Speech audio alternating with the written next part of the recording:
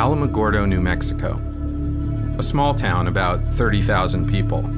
But it seems to attract more than its fair share of strange occurrences.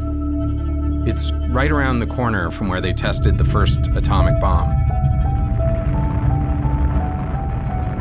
It's also the gravesite of Ham, the first chimpanzee and really the first American to go into space. And it's the place where this guy broke the land speed record in a rocket sled, which is cool, but also kind of strange. Despite all of this, the thing that Alamogordo is best known for is its landfill, the dump. Because supposedly, that's where Atari buried E.T., the worst video game of all time. It's been described as the worst video game ever, E.T. for Atari. Today, we're going to talk about the worst of the worst. Here's our top 10 worst games ever. E.T. the extraterrestrial. Now here's the thing about E.T. It's widely regarded as the worst video game of all time. We have this myth or this legend of something that happened 40 years ago. Son of a bitch, get out of the fucking hole. If you grab a piece of the phone, the FBI agent keeps attacking you. If you take a step in any direction, you fall into a hole. And if you get out of the hole, you fall right back down. One of the major design flaws of the game was that E.T. fell into pits. Damn it. Shit. Well, come on. And guess what? It now lives out its days in a landfill. It's rumored that decades ago, truckloads of that game were dumped in the Alamogordo landfill. The idea that they had so many of these things and they were so unable to sell them, give them away or whatever, they literally had to drive them out into the middle of the desert and bury them like a dead gangster. It's almost too crazy to be believed. I think it's kind of silly because it's urban legend. It's just a great story, I think. I believe that this story endures because the adults just don't get it. And that's satisfying to the young people. Whenever you look at what the reasons are for it, nothing makes sense. What drove someone to need to hide this stuff so intensely?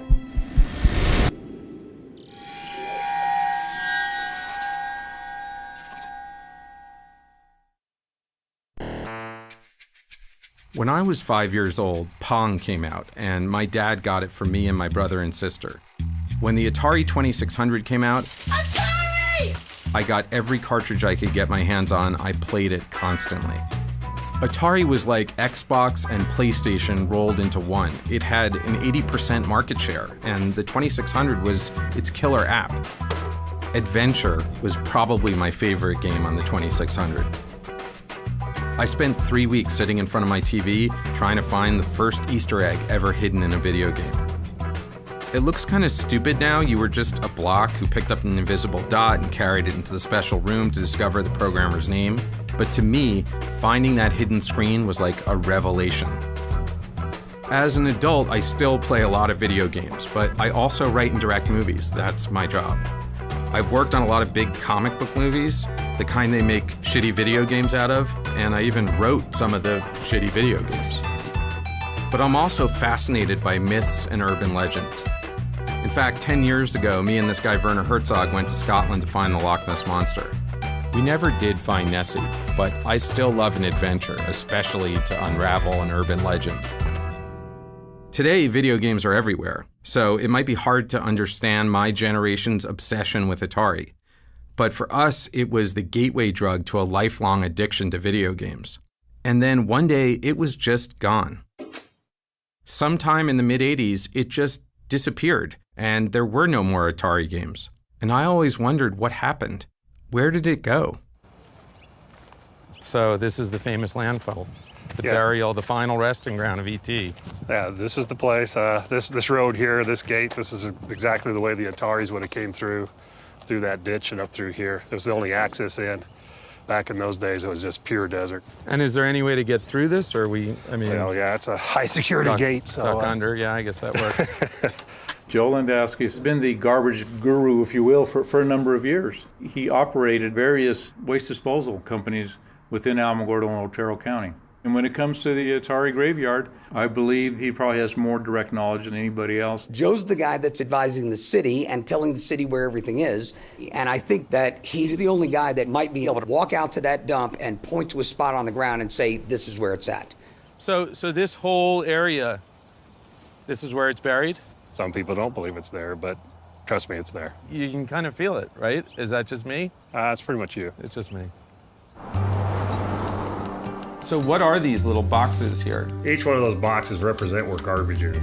I see. Someone would write down, oh, that's where we put the Atari trash, that's where we put, No, that's the problem. Nobody did. We do today. So it's it's like looking for a haystack in a pile of haystacks. Pretty much. And then looking for the needle inside that haystack. The needle so it's inside. 2 levels. This picture here is actually out of an old El Paso Times article. This is actually that day in that event and when it actually occurred. So what we did is just to figure out, okay, if this reporter took this picture here, then the reporter had to be standing somewhere in this area. So here's the 2 cells that we pinned it down to now. So when you come back here and put the reporter, taking the picture, and you make that line, and what you're looking for is to make sure the line intersects with the buildings. Joe Lewandowski wasn't just a guy who knew his way around a dump. He was also an amateur archaeologist, kind of like Indiana Jones, but without the gun, or the whip. See, the newspaper photo was like the medallion, and Joe had used it to construct his own version of the Staff of Ra, and that pinpointed the location of the Atari dump, which is exactly how Indy would have done it. Joe was clearly obsessed. He believed in the legend. He'd spent over 3 years constructing a plan to dig up the landfill and prove it to the world. But he wasn't a gamer. He wasn't trying to find out why. And that's what I wanted to know. Why would the company I love so much decide to bury its future? The whole E.T. story is a very small part of the Atari story. Let me go back a step and explain how Atari started out. The video game came because of a convergence of me working at an amusement park summers while pursuing an engineering degree at the University of Utah. I knew the economics of the coin-operated game business. They made a lot of money.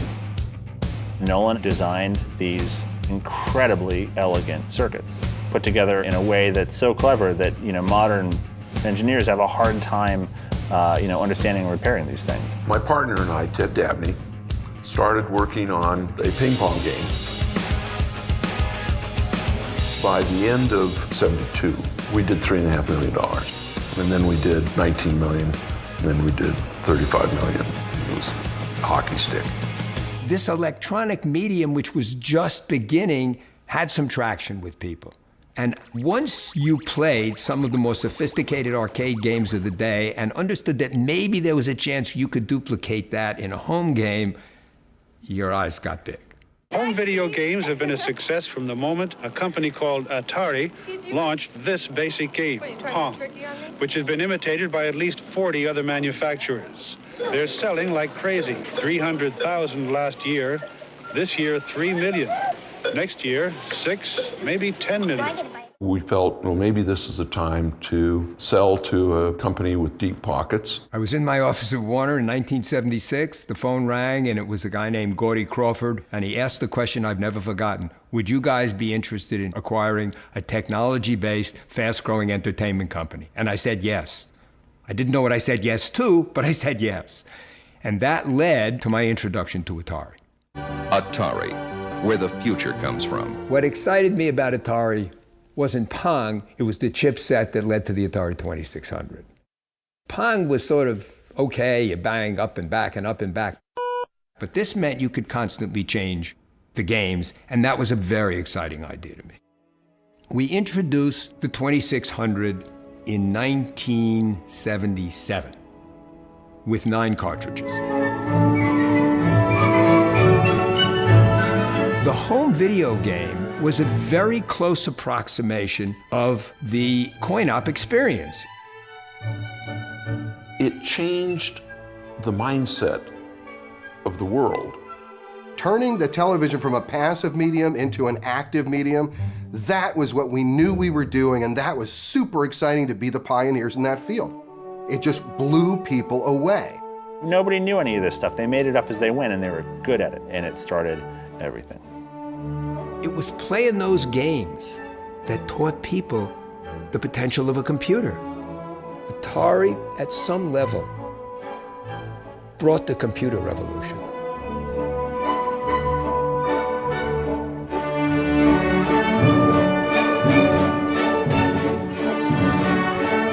They started experimentally hiring smart kids with this idea that maybe they could come up with other stuff to do. And they inadvertently were trying to create the job of game designer. Microprocessor real-time control programming is just where it's at. So there's two kinds of things you could typically do with that in the early 1980s. You can do missile guidance systems, or like we say, kill people for 12 cents a head. Or you can make video games, which I thought was a much better application for the whole thing. What went on at Atari from the very beginning was basically that the engineers are going to drive this company, because they weren't just engineers, they were creative guys. They're like musicians or movie directors, they're artists. Through luck or providence or both, they ended up with this department of game designers that became this dream team at Atari. These guys who made all of these classics, Tempest and Asteroids and Centipede and Gauntlet and, think of a game. The culture was, these guys do what they want to do. One day, I was standing at the men's room at a urinal, and I looked down, and I saw a pair of bare feet next to me. And I looked, and here is a guy wearing a pair of shorts and nothing else. And I said something, and they said, oh yeah, that's so-and-so, he's a great engineer. He doesn't like to wear clothes. The coin-op engineers at Atari, they were great. And on the consumer side, Howard was one of the best programmers. He was one of the best of those engineers. At the heart of the creative process is the programmer. I try to create basically a sensory experience that evokes a certain feeling in the user. I mean, I tend to program from a concept. I mean, I was made for this. I mean, this was what I was made to do. January 11th, 1981, I showed up for my first day of work as a game programmer at Atari. So do you remember the first day you showed up here? Absolutely. My first office mates were Todd Fry and Rob Zadibble. And I had an understanding that there was a lot of dope that was smoked at Atari when we were there. And so on my first day at work, I brought a joint because I didn't want to be, I wanted to be a courteous guest. And so I showed up. Which, by the way, this is a good lesson for our younger viewers. If people are doing drugs, bring your own so you fit in. Todd walks in, shuts the door, and says, I'm going to get high in here, so if you don't want to be around this, you better leave. No, actually here. I said, I brought a joint. And he sort of looked at me, he went, I'm going to smoke some real stuff, okay? That was my introduction. That was my first day at work.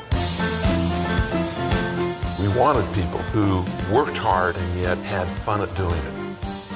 How do we mix up so that we don't know the difference between our work and our play? The company's motto was, we take fun seriously, but we used to say, we take fun intravenously. And they didn't like that very much. No, I don't know why. The party atmosphere was actually a calculated plan to incentivize. I would set quotas. If the quotas were met, I'd throw a kegger. They would just roll out in a car, go to a liquor store, and they gave someone a company credit card, and they came back with a bunch of booze, and we consumed it. Over there is where the hot tub was. Inside on the first floor, there's some great stuff that went on in that room. Over here, here's the hill that, one day I was wearing a dashiki shirt, which I was very into back then, and I would do somersaults down the hill. I might have had some cocktails that afternoon at that point. Did you know that you were entering this crazy party atmosphere that you'd be? No, even though I was told I was, I had no expectation that it could really exist. The best recruiting tool we could have for an engineer was to bring him over to one of our parties. Hey, what's happening, people? Hey, how's it going? And they felt, hey, I'm a nerd. There are girls here. They're talking to me. It's good. That was the culture. These guys are the lifeblood of the business. They do what they want to do, and that's fine. In some ways, things happened to me over the course of 3.5 years here that made the next 25 years really tough, because it established a standard of what professional life and life in general could be And I never let go of the thought that my life could still be this or better. I just didn't know how to do it. It's really intense for me to come back here. This is the first time I've been back here in 30 years. And this was the place where I was introduced to what life could be for me.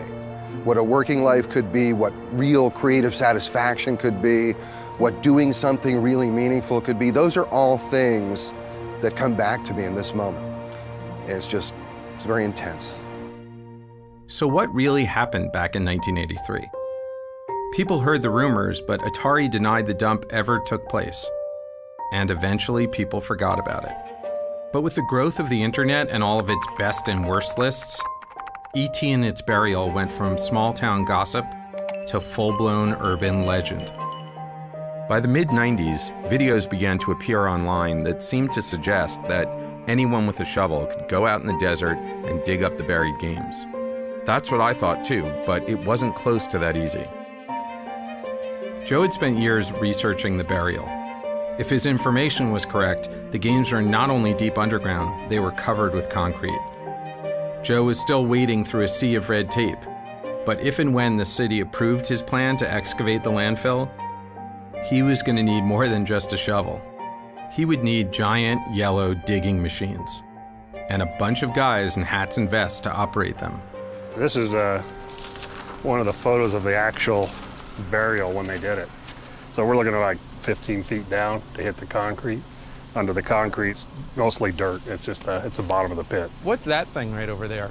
That's a motor grader. A motor grader? Yes. That's for really just fine grading, you know, like the highways and roads, and fine planing large areas. So we conceivably might need that for this, right? No. I mean, but you could bring it out before, right? I mean, you might want to park it there so it's ready. No, not really. Oh. No, we're fine. I don't know. Not my field.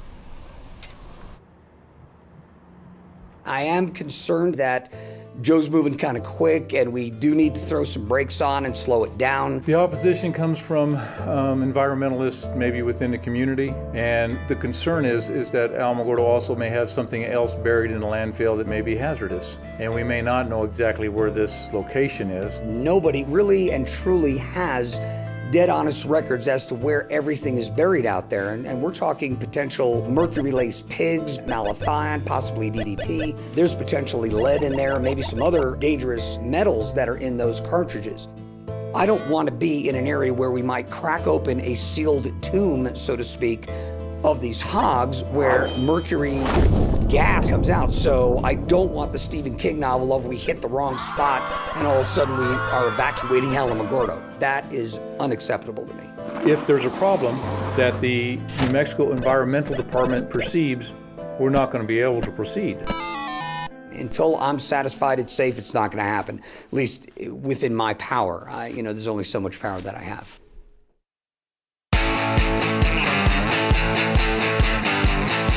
So for my first game, they wanted me to do a coin-op conversion. Although I had only been there for about a week, I went to my manager and I said, you know something? I said, this game, Star Castle on the 2600 is just going to suck. I know it's going to suck. And I said, but I think I can take some of the key things that I think make it a fun game and rework it so that it would work on the 2600. And so they said, okay, go ahead, do what you want to do. So how did you learn how to program a game? I just read the manual and started writing the game. No one had ever done like a backstory for a game before. And I thought, this is my first game and I want to be involved in every part of it. I want to make it the best thing it could possibly be. So I wrote this like 7-8 page story. I stayed up all night just writing this story, knocked it out. And it was a science fiction story about flies that get on the first interstellar spaceships and mutate and evolve and take over the solar system. But now they're under attack by this other monster and stuff. And that's a short version of the story. So I thought, well, I need to name it. So what I did was I named it Yar because that's Ray spelled backwards. And Ray Kazar was the CEO of Atari. Right, so I've got his name keyed into the title. And I thought revenge, great action word, so that's compelling. And so that's how it became Yar's Revenge.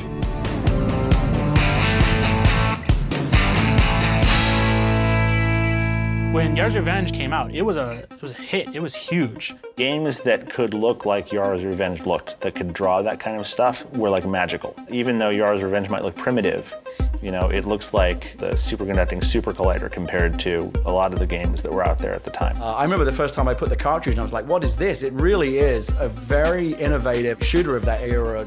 Getting a ship to fly around, so it's fun just to fly the ship around, is a trick, especially in that hardware. The enemy was cool and scary, and it felt really good to defeat it. You feel like it's your victory when you beat those challenges, and you feel like it's your defeat when they beat you. And you will keep coming back because you didn't lose by being cheated. You didn't lose because the game did something unfair. You lost because you weren't quite good enough. And all of the great games sit right on that edge. I remember playing Yar's Revenge one day, and we happened on this trick that let you, if you were on this right spot at the right time in the game, and it was in between levels, these initials came up. The initials were HSW. To us, it was some weird mystery, like we had to figure out what HSW meant. And finally, in one of the game magazines, they published what HSW meant. Turns out HSW means Howard Scott Warshaw, the guy who made the game. Yar's Revenge was the first game that Atari ever did where the programmer's name went out with the cartridge. Yar's Revenge had a lot of firsts, and that was just one of them. Yar's Revenge is the best-selling original game for the Atari 2600. It sold something like 1 million copies. Every reviewer at the time thought Yar's Revenge was one of the best games Atari put out. You know it made a lot of money for Atari. In 1981, this is a company that made operating profits of something like $375 million. One of today's greatest marketing triumphs in the entertainment field is video games. It was beyond comprehension, the fastest growing company in American history. This was an explosion. Even those of us who were in the middle of it were shaking our heads going, oh my God, this is amazing. We were the most successful coin-op company. We were the dominant consumer company. And we sat around literally saying to ourselves, what are the categories of games? What are the capabilities of the 20th century? Where is this industry going? Everything that Joe has put together on this Atari graveyard so far seems to be coming true.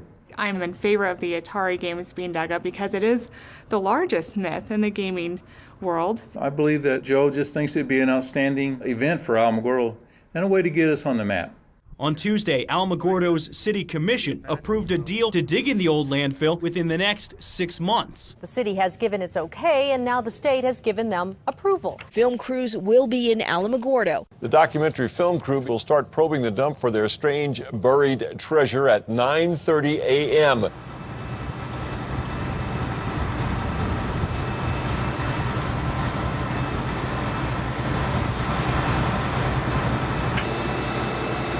So this is an impressive looking machine out here. What the hell is it doing? What this drilling rig does goes down, straight down, takes out core samples and brings up whatever's in the ground. We've narrowed it down from 300 acres down to about 5 to 10 acres.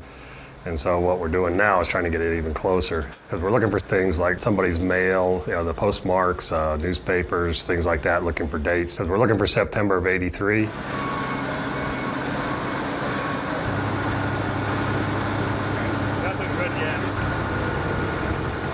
Don't you think people are going to be disappointed if we dig it up and we don't actually find the ET games? I mean, wouldn't that be... That'd be very disappointing for all of us, all the work, 3 years of work put into this. So what do we do then? You're just going to dig up the whole landfill or something? No, we can't. The Environment Department will not allow that to happen. You're saying that there's a possibility that this could turn out to be a giant waste of time. I think I said it before, I'll bet the car, I won't bet the house.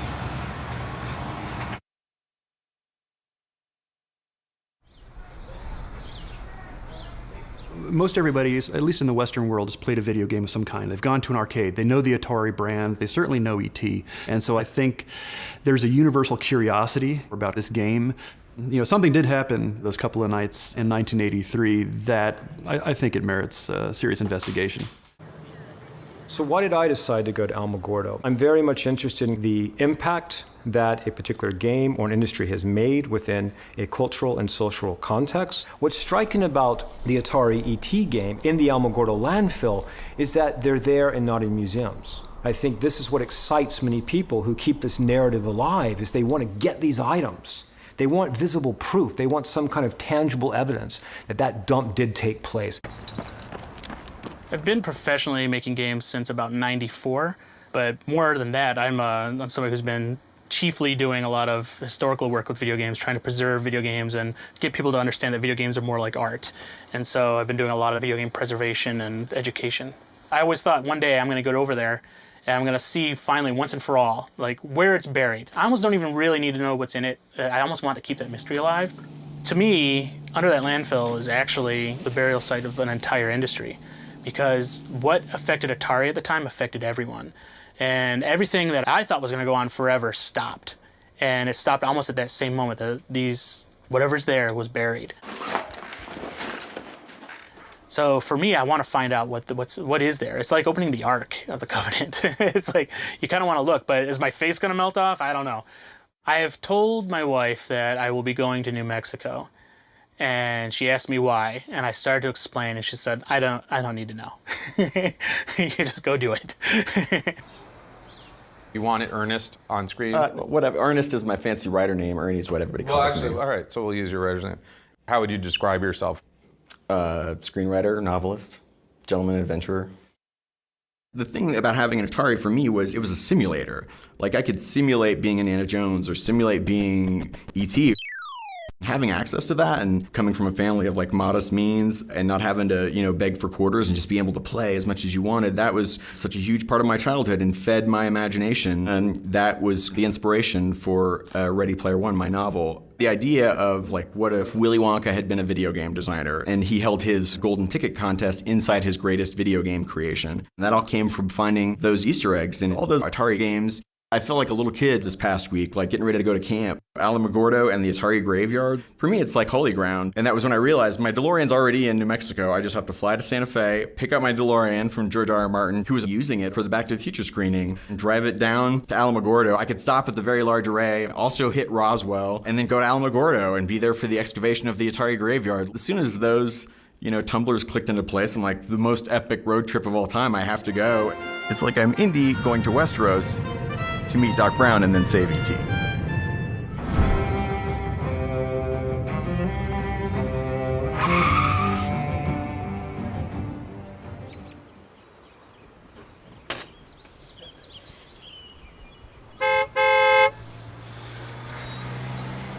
Boom. Have a great drive and a great time in that. George, thank you so much. I appreciate it, man. My pleasure.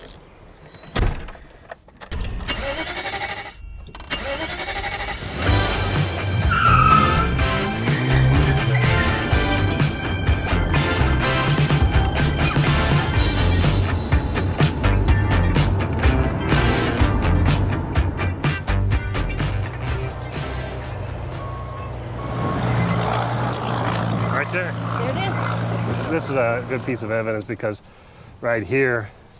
Is that the date right there? Right there. You got Sunday, October 2nd, 1983 right there. That's good, right? Yeah, Atari was from the 23rd to the 29th of September. So this is like a week later. Well, it's not even a week. It's like 2 or 3 days later. Well, I'm not that good at math. The Ataris would have been on the bottom, then garbage from the following weeks would have been piled on top. Right. So where are the games? This is the following week. In here? No games yet. No Atari stuff at all? No, not yet. Not yet. Okay. I love the challenges. I love the mystery. I love the especially when people say they'll never be found or they're not there. That just makes the challenge even better. I put 3 to 4 years of this research, planning, the politics, the environment department. I mean, many, many, many things to get to this point. Yeah, now it's very important that we find them.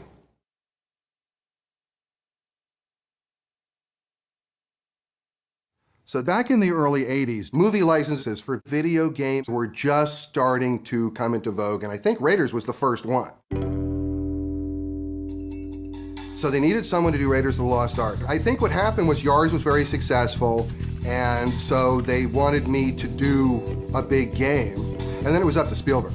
So when I went down and met with Spielberg, and if Spielberg would have said, I don't think he's really right for the game, they would have sent someone else. Can Indiana Jones escape from the forces of evil? In Atari's Raiders of the Lost Ark adventure game. What was the reception of the Raiders of the Lost Ark game? It was another million seller. Raiders was huge. I mean, I can honestly say I'm the only programmer in the history of Atari where every one of my games that was released was a million seller. The word meteoric comes to mind. And now, Steven Spielberg brings us E.T., the extraterrestrial.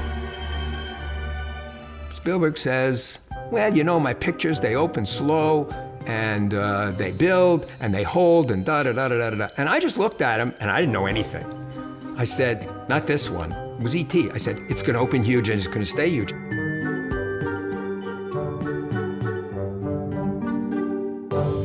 Okay, the movie comes out, it's a huge hit, and we want to do the cartridge of it, okay? You know, every time you try to take some kind of a property and move it into another medium for a pure profit motive, you get trouble. Specifically, with respect to games, you know, it's like, oh, you know, like, let's go see if we can exploit this movie as a game. You know, maybe we could make extra money out of a profitable franchise. Now, there was a negotiation going on between the Atari people and the people at Universal about what we're going to pay. And Steve Ross, who was the CEO of Warner, got in, and for whatever the reasons, he agrees to a deal that is so off the chart, nobody believes it. But he does it. It was $20 to $30 million. It was some crazy number. Steve Ross basically was trying to woo Steven Spielberg to come to work for Warner because he recognized that Spielberg was a genius. And that all plays into this story. Well, we acquired the rights to E.T., and we had to have the game out for Christmas. And that's a problem. One afternoon, I'm sitting in my office, and a call comes in, and it's Ray Kazar, and he's calling from Monterey. So I take a call, and Ray Kazar comes on the phone, and he says, Howard, can you do E.T. in 5 weeks? And I said, yes, I can. And he goes, okay, in 2 days, I want you to be at San Jose Executive Airport. There'll be a Learjet waiting for you. Be on that jet. Be ready to propose the game to Spielberg. During that meeting, when I flew down on the Learjet to go meet Spielberg and present the game to him, even though I only had 5 weeks, I still wanted to innovate. So I proposed a 3D world that the game was going to take place on. And the huge scope of what I was trying to achieve, it walks that line between really trying to make something happen and venturing into the impossible and walking off a cliff. The emotionality of the game was supposed to come out through the interaction of the characters. You have the FBI agent who's interested in what you have. That's why the FBI agent just steals stuff that you were holding. You have the scientist who's interested in who you are. The scientist actually carries you back to the city because they want to study you. And Elliot comes in to save you. There's times where you can call Elliot and he will help you out. And so those are the kind of things that I had that I thought created possibly some sentiment. And at one point, Spielberg says to me, he goes, you know, couldn't you do something more like Pac-Man? No, Stephen, we need to do a game that's fresh. We need to do something that's really worthy of this movie. How simple you can make a complicated game. It's how complicated a game can you make subject to the constraint of easy learnability. My job is to produce a cartridge that is going to sell for Atari. A typical VCS game at the time took 5 or 6 months, and this was going to be in 5 weeks. You might think, no, nobody can do a game in 5 weeks, like most people in the department would think. But I don't think that way. I think, yeah, I can do that. The word hubris comes to mind. I mean, whatever it is I might have been full of, I was overflowing with it at that point. Because if the game can't make the Christmas market, the game is a total waste. They're gonna miss their window. So that was the big thing. It was the $22 million bet that you could turn the game around in that time. I had a development station moved into my home, so I could be basically working on this game almost 24 hours. We found that there was a good probability of success if we took a coin-operated game and just ported it over to a game that we could play on the VCS. E.T. didn't have that. Hello? Somebody out there?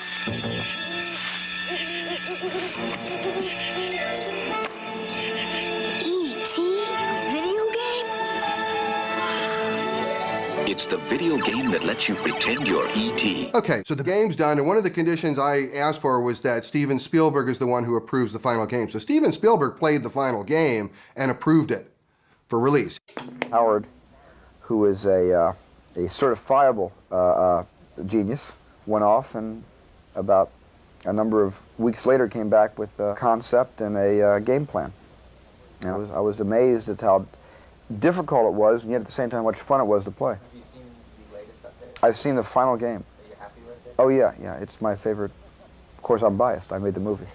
So Steven Spielberg thought it was okay, so I thought, all right, I'm good with that. And not that I'm blaming him for anything. No, of course not. But it's his fault. A video game that lets you help E.T. get home. Just in time for Christmas. after E.T. was released, there was a great sense of relief that we'd actually made the schedule and everything was good. And then the game went out into market and it was very high on the Billboard list, and again, things were good. I got E.T., I think it was Christmas of 1982, if I remember correctly, and I thought it was like I was going to be the guy on the street who had E.T. before everybody else. Turns out everybody I knew got E.T. that Christmas. After a while, people start going by me in the halls, people from other buildings, people from marketing and management, and they're saying things like, you know something, Howard? You did a great job. We don't blame you. That was really something what you did. You really came through for us there, and we don't want you to think we think anything else. This really isn't about you. Don't feel bad. It's okay. It's cool. And I'm thinking, like, what the hell are they talking about? E.T. was a really hard game. It was the kind of game that was brutal, unfair, didn't make a lot of sense. I grew up in London, and there was a video game store in my town that let you rent them. I don't know what the rental was, like 50 pence for a weekend, and I still remember feeling like I wasted my money because it was bad. People aren't liking it, and people aren't liking it a lot. And what made it particularly bad was my memory of the movie was so great. I love the movie. Everyone loved the movie when it came out. It's a great movie, still is a classic movie today. And so this massive chasm that existed between the quality of the movie and the quality of the game that it was based on, I think just made it seem that much more like a slap in the face. Okay, well, maybe it won't sell 6 million, maybe it'll only sell 4 million or 3 million, that'll be okay. And then there's like returns. People are returning the game. They made too many. How many they made, I don't even know. They made like 4 million cartridges. That means there could be millions of carts coming back. So what do you do with useless, worthless product? How do you get rid of it? Bury it. That's a pretty good answer. Well, career change is not anything new for me. I've been through a number of different careers. I actually went and got a California real estate license and then a broker's license and did that for a while. And I did that just long enough to know this was like the last thing in the world I wanted to do. And now I am a licensed practicing psychotherapist in California. And I'm a very unique therapist in that I have a master's of engineering and I also have a master of arts in counseling psychology. I mean, I'm the Silicon Valley therapist. I'm very good at translating between English and nerd. And this is the first time since I left Atari that I feel I'm doing what I really love doing. So it took me 30 years to get back to a place that I don't feel I'm a step down from where I used to work. And that's many, many different jobs. I know this dig is coming up and I'm gonna be there. I'm gonna be standing right there. And I am gonna literally watch my past being dug up. And that's a weird kind of thing to anticipate. My hopes are in one way, my expectations are another, and I don't know what it's gonna be. I really don't know what it's gonna be. I don't know what it's gonna mean to me if something comes up, if it's there.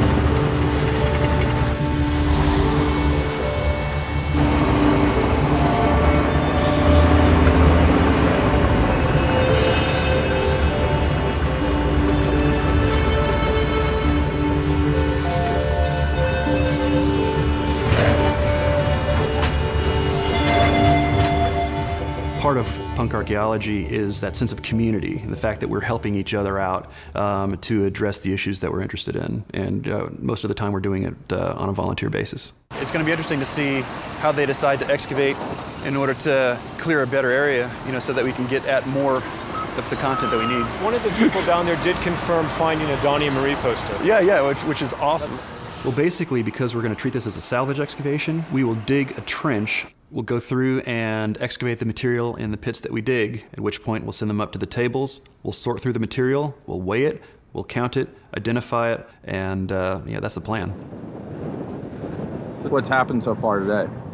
Basically, we've started digging on the hole, and the trucks have already started going through the train. So just so people understand, and probably right now I'm cutting to an awesome diagram of this. There's like 20 feet of garbage that's on the top of wherever the games are buried. Garbage and dirt. Sorry, garbage and dirt. Right. In the diagram, it's going to be pretty clear. And so that all has to be taken away, right? Yeah, we'll get the vast majority of the hole excavated out. And so far, have we found anything and found any Atari games? Or no, nothing. Nothing. Nothing yet. And son, I mean, you seem pretty nervous. Right. Are you? Oh yeah, terrified. Terrified, okay. I gotta be honest, I'm nervous as shit. I don't know if that'll help motivate you guys, but yeah, that did it for us. Yeah. We need to get back to work, yeah. Great, let's go. Glad you've done that. Go team, way to go. Son, calm down, buddy.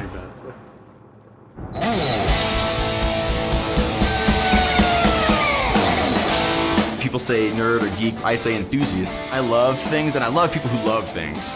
Like, if you just spend all your time focusing on all the amazing like art and entertainment that's being made, there's so much of it happening now you can't even take it all in.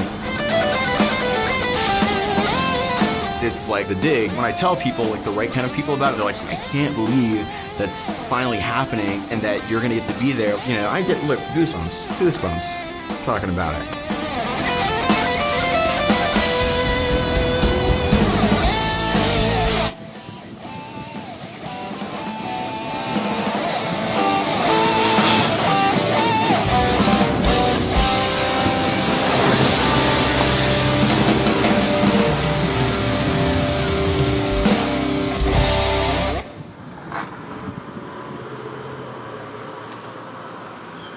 Local video game shop in Austin, Texas, Game Over Video Games, gave me every copy they had of every one of Howard's games.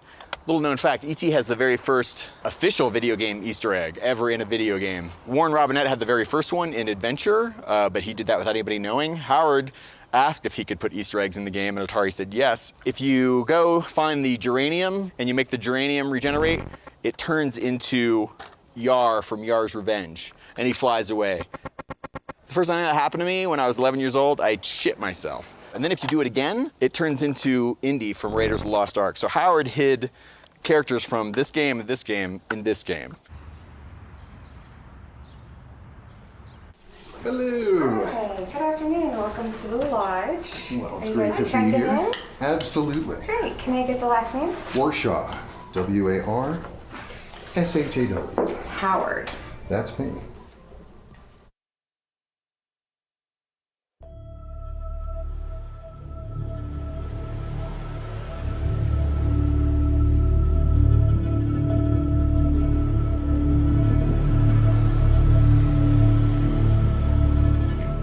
So it's the day of the actual dig, and my wife and I are in a van on our way to the landfill. It was a strange feeling. I mean, I was like nervous, and I didn't really understand why, but I just had this sense, just like a tingly thing, that something is going on here today.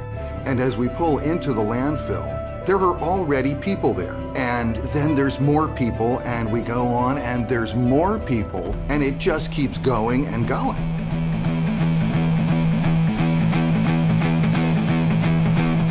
This sort of felt like a religious pilgrimage to me. I called up some friends, said, hey, can we get down there? And I asked my brother-in-law if he wanted to go. Heck, let's do it, let's check it out. And my wife said, whatever.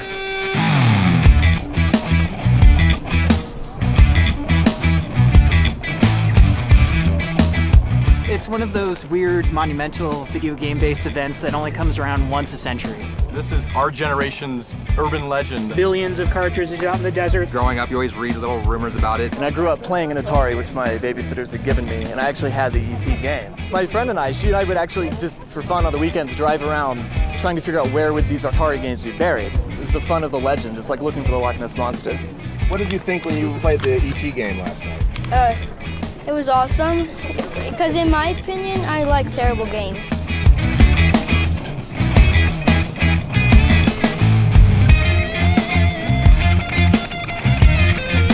To come back and relive the feeling I got off those games is something I couldn't pass up.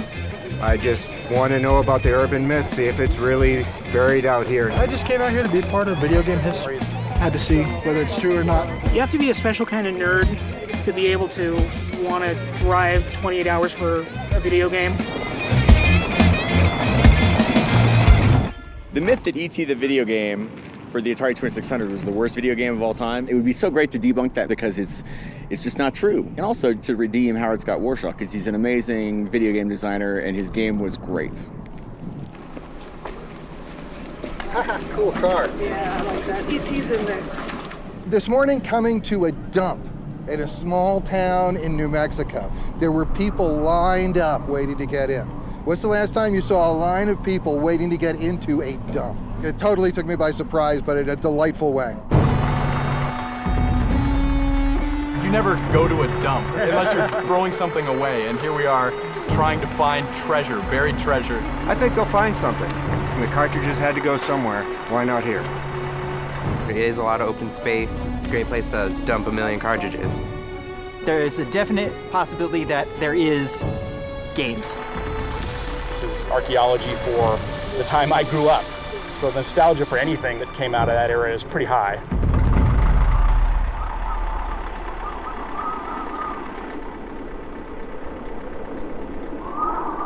All right, now the wind is really picking up. On cue. On cue. The weather here in Alamogordo is awesome if you like sandstorms and an impending doom-filled cloud of white. Whoa! Oh, this is getting brutal. Yeah. Sorry, this is brutal. It's getting very windy. Basically what's happening is the white sands are blowing in from white sands and covering everything, and it's really shitty. They're saying this is like a historic wind. Really? Today, that's what somebody told us. Yeah. To think that we're in the middle of a sandstorm, really, this is what's going on. And for me, it was almost like the big sandstorm right at the opening of Close Encounters. The people wearing the goggles and the bandanas, everybody's like gathered around because they found something and they can't believe what they found. Oh, we're the first! This is Tony Johnson from Denver, Colorado, who ran up to me in my DeLorean. He's like, I found something. And Tony is gonna go down in history because he found the first evidence of Atari hardware. Whoa, that's Right pretty there. huge. Right there it is, my man. Ladies and gentlemen, we have an announcement. So Tony, tell us what you just found. An Atari 2600 joystick tower. So Tony, where did you find it? Walking to the bathroom. So it's a surface find? Surface find. Yeah, like we know what a surface find is, right? Well, a surface find is something, you're walking around, you're looking down on the ground, you see something interesting, you pick it up. It's totally out of archaeological context. What are the odds that that like blew out of the hole? I actually think that's pretty good. I mean, the wind is blowing fiercely in that direction. You know, the stuff's coming out of the bucket. You know, we've been finding a lot of interesting things that date from around that time. Anything from Atari? Nothing from Atari yet. How can you authenticate this? Can you carbon date it? No, it's much too recent for that. There are really two things that we could be dealing with when taking a look at these cartridges if they're actually there. First thing is that they just loaded the trucks with these cartridges and then they dumped them. And that's the best possible scenario because you can pull them out and I bet you most of them will be playable. You know, they've just been in there for, since 1983. Trash bags, Stroh's beer cans, wood, tons of wood. We're right about where we need to be, but there's still no Atari detritus at all. We've been here for a while already. It's tedious, the wind's horrible. We're wondering if they're gonna find anything or not. It's like a nylon cord and a big red wrapper. I don't think there's anything in that hole except rattlesnakes and scorpions. If it's buried, it's probably for a reason. It should stay buried.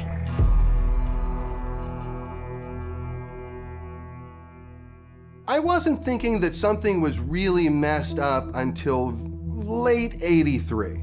To me, Atari was never going to go away. It was this thing that was just part of my life, and the thought that there could ever be a day where there was no Atari, or no Atari 2600, never crossed my mind. E.T. comes out, and E.T. is not so great, and somewhere toward the end of the year, I'm starting to wonder, are we making our numbers? Which leads to one of the worst nights of my life. On December 7th, 1982, I get a call from Dennis Groth, who was the CFO of Atari, and he says, Manny, here's the new budget. And it's a huge shortfall from what we had been told. Warner Communications said today that its once booming Atari business lost another $180 million in the third quarter, for total losses this year of more than $500 million. I was starting to see enough signs in the company that things were starting to unravel. It was unraveling hard and fast, and we didn't have any ready solutions. Several Atari executives, including Atari's chairman, Raymond Kassar, sold Warner stock shortly before the negative earnings announcement and the decline in the price of the stock. Kassar denies any wrongdoing or impropriety, but a number of stockholders have sued Warner. So they got rid of Ray Kassar and they brought in a guy from Philip Morris. And when he came in, Atari had 10,000 employees. And within about 4 months or 5 months, Atari had 2,000 employees. I really got that we had lost 80% of our staff. In the short run, the market is frequently irrational. In the longer run, hopefully it's rational. The wild upside ride was over. I did not understand the extent of the downside ride that was coming. This is slipping away. The train is derailing. It's not going to keep riding, and what am I going to do next? It was a big emotional blow. It was my baby, and I hated to see it abused. New Media Magazine credited E.T. with destroying the video game industry. That's interesting. I think that's really interesting that I could be single-handedly responsible for toppling a billion-dollar industry. E.T. comes out, the industry dies, Howard's associated with that, and I think that's affected his career and what people will remember him for, and that's pretty bad. The fact that a guy's career got destroyed because he did E.T., given the circumstances surrounding doing E.T., it's completely unfair. I mean, it's sad. It's really sad. There's this video game walk of fame. There's also this show called DICE where they give out lifetime achievement awards. Howard's not in that. He's not put in that same group. They kind of keep him out of all these things, and it's kind of a shame. The day I left Atari, when things really fell apart and it was over and I'm literally carrying my garbage out to my car to leave for the last time, that was a very depressing moment for me, because I felt I was losing the most important thing in my life. And I also knew it was so unreal that I'd never be able to recreate it. The burial in Alamogordo is basically Atari's funeral. The burial of those cartridges represents the burial of that beautiful era. And that may be what's interesting about it. I don't know. I mean, that's a whole psychology I'm not going to go near. But it may be because it is about the death of Atari. That's what it is. We can't control how the past returns to us. We may get something that no longer resembles an ET cartridge. We may get something monstrous, something twisted, something decayed. We may not even know what we're looking at if we unearth Atari's ET. Part of me feels that when you finally crack open this place and you start to look, it's going to be a lot like the Ark of the Covenant. It's just going to be a bunch of sand. But another part of me hopes that what's found there is going to lead to a lot more understanding and a lot more discovery about what really happened. Shit, you see what I see? What's his name? Joe! Joe! What's that? What is that right there? They want me to come in? Let's go.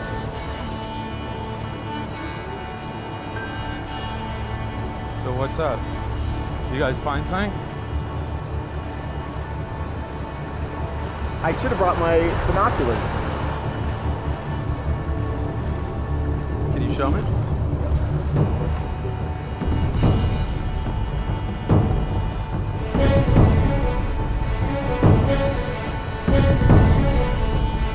They're bringing some stuff over to the archaeologist table right now. Let's see what's going on.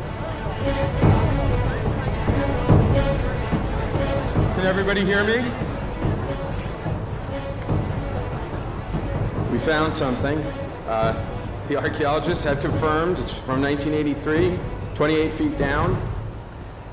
It's E.T. the video game, intact in its box.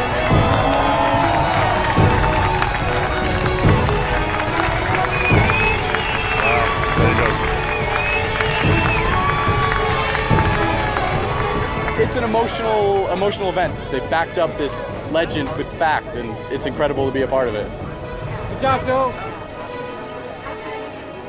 I wasn't nervous till we got down to that where he was almost reaching his max limit. But yeah, it was a big weight off my shoulders when that bucket came up and ET was there too.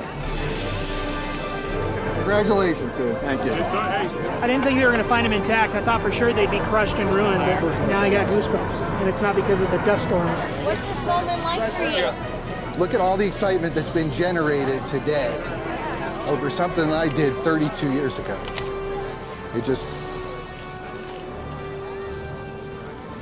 It's an immensely personal thing. What it took to make these games was a lot. And this one was done in 5 weeks. That was one of the hardest 5 weeks of my life. So I need a little moment. And I'm just so excited to be here.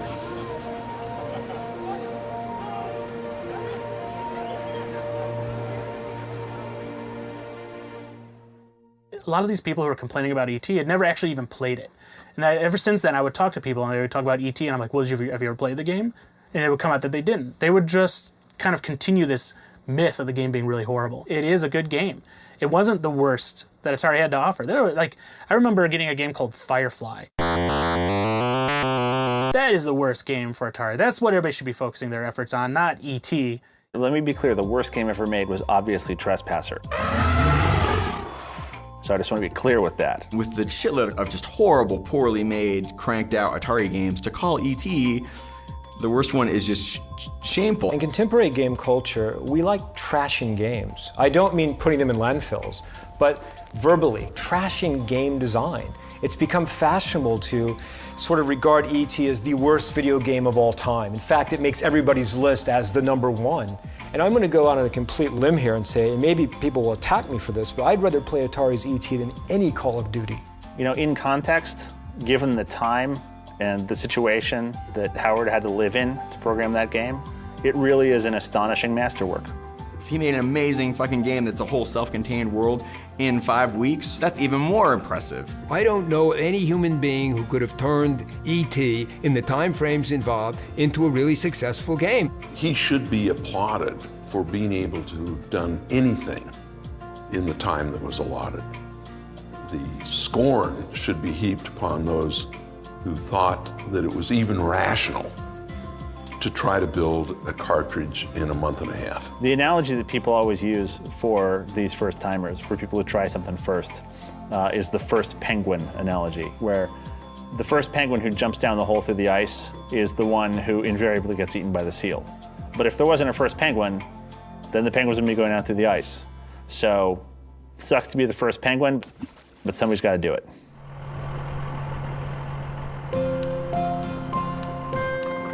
So it turned out that Joe Lewandowski had been right all along.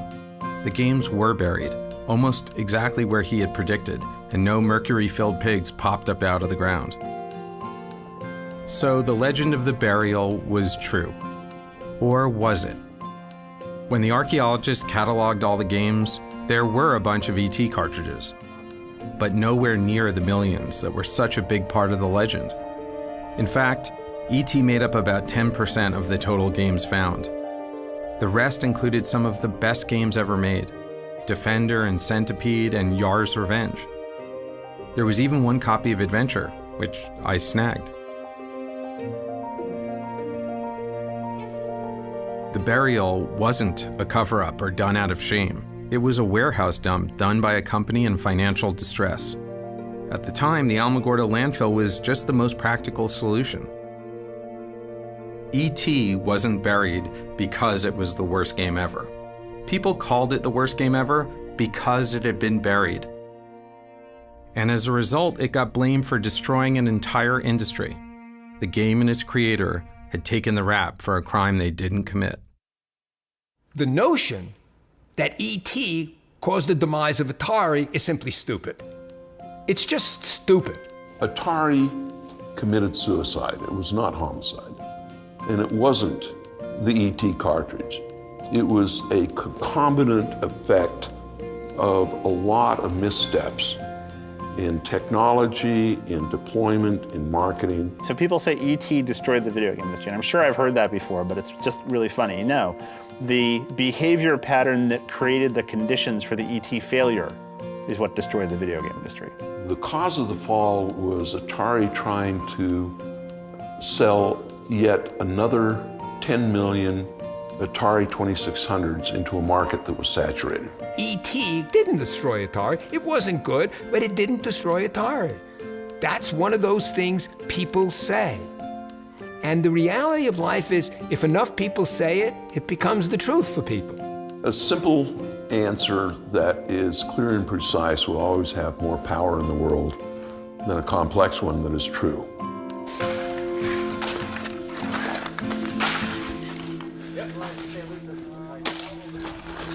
Here's another ET six-pack. What I would like to see happen is I would like to see whatever remains are recovered will then find their way into a museum in the service of game history. Well, you know, the city of Alamogordo owns the games and what have you that came through there by virtue of the fact they're in our landfill. We might be able to sell them on eBay. So if another terrible video game needed to be buried, would you be prepared to let it be buried in Alamogordo? Absolutely. Come on down. We'll bury your game. Atari was the first great consumer company to come out of Silicon Valley. It was exciting. It was different. It was the first engagement that a generation had with computers. So a generation grew up being introduced to the computer age by Atari games. We brought a whole massive new entertainment medium into public consciousness. So for a whole generation, we are the definition of the video game era. And it's cosmic. These guys really never got their due for really starting the whole industry. 3 Lives was invented by a person. Flying a ship around was invented by a person who had to figure out what that was. And it was so good that it was copied everywhere. And because it was copied everywhere and because it's so ubiquitous, it's impossible to remember why it was so special. I think Atari's legacy is that we started the Silicon Valley ethic of engineers as rock stars. It didn't exist before. I think the casual culture, the meritocracy didn't exist before. I believe these are underpinnings of the things that made and continue to make Silicon Valley a special place in the world. And I think that Atari will continue to endure as an icon of innovation.